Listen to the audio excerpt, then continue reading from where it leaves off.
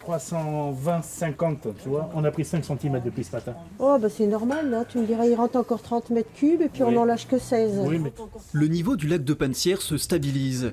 Après plusieurs jours de crue de l'Yonne, le réservoir est plein à près de 80%, loin encore de sa capacité maximale.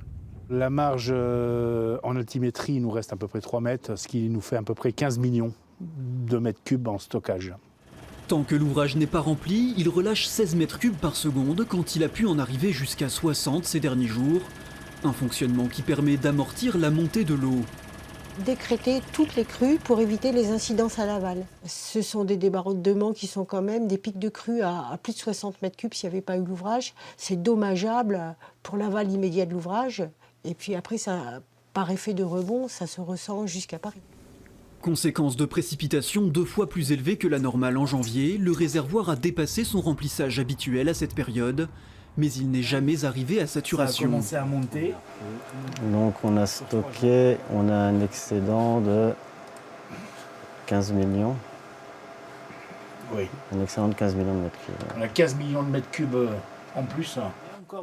Depuis hier, les rivières redescendent assez vite. Et si on croit Météo France, normalement on ne devrait plus avoir de pluviométrie ou des pluviométries très faibles. Donc on pense que dès la semaine prochaine, on sera vraiment des crues et le lac commencera même à rebaisser au cas où une crue arrive d'ici les prochains mois. Le lac de Pannezières devrait donc retrouver son exploitation normale dans les prochains jours. De quoi voir venir une prochaine crue tout en ayant des réserves pour l'été.